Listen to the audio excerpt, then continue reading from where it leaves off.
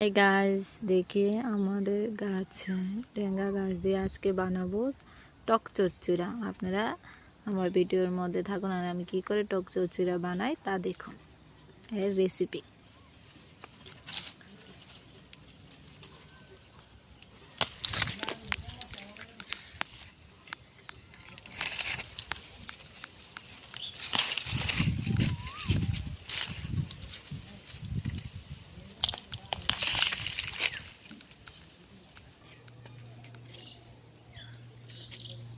এটা হলো আমাদের মরিচ গাছ। এখান থেকে এখন কয়েকটি 2-3টার মতো গাছ থেকে মরিচ পেরে নেব।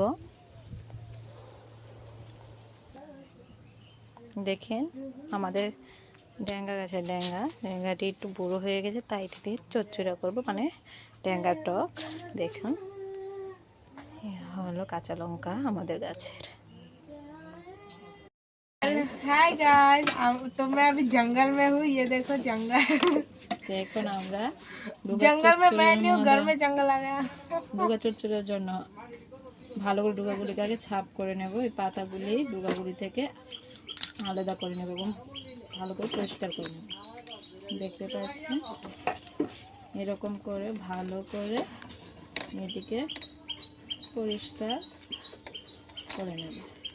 देखो, इसकी बातों में ध्यान मत दो। पता नहीं ये कहाँ से बंगाल सीख के आई है, हिंदी में बात करो। ये मेरी छोटी बहन है और ये जो पागल बहुत ही नटखट है। ही हू हू हू। अरे जंगल से मेरा मुंह ढक दिया। क्या करूँ?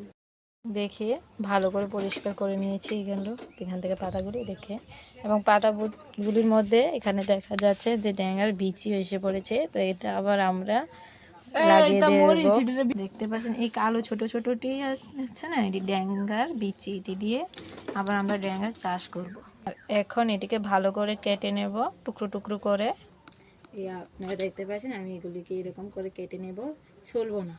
এটিকে এরকম করে কেটে নেব। এরকম করে কেটে চচ্চড়া খেতে ভালো লাগে।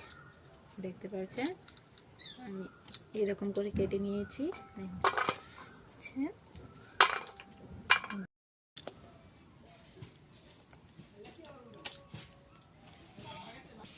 এখানে দেখতে পাচ্ছেন সকলটি আমি এরকমভাবে কেটে নিয়েছি।